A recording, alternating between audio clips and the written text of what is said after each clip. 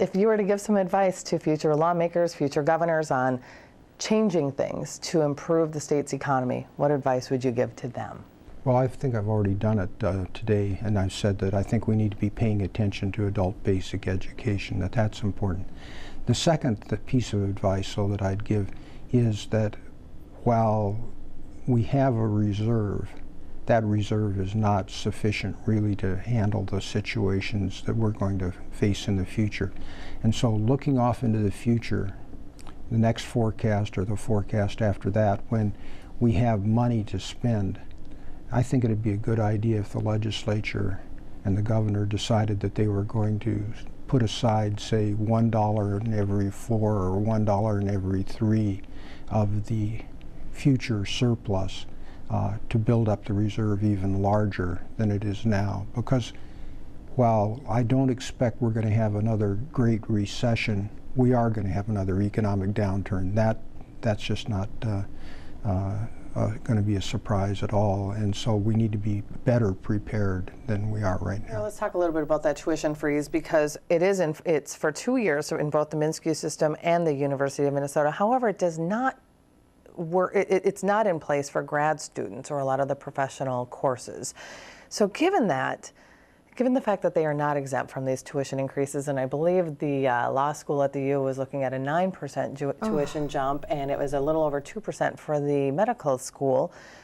How does that fit into this formula, this equation of developing a quality workforce, when these are in fact a lot of quality potential workforce members? Well, let's look at that. So I wish that the grad school was not instituting those high tuition hikes, and maybe that is something that we as a legislature should tackle moving forward.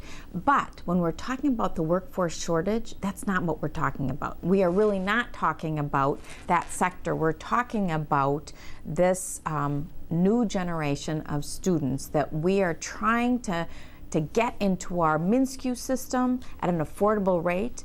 We're trying to get into the University of Minnesota, and we're trying to lower the overall cost of student debt. Now, I don't like that our graduate students are also facing the tremendous pressure that is associated with student debt, and in particular, the medical school, because we are going to have a shortage of doctors. But in many cases, those doctor shortages exist in rural Minnesota, so there is provisions that we provide for our state to have loan repayment, debt forgiveness for those hard to fill areas. So I think you have to look strategically. Where are your problem areas? You can't attack everything at once. What are you going to deal with first? What's most pressing? And so I think we did that this legislative session. My personal opinion is that I don't like freezes. I like to have give the university and the institutions and more control of what they're doing, but they're asking for a lot of money. And the tuition rates have been going up 2 or 3 times the rate of inflation for the last many years.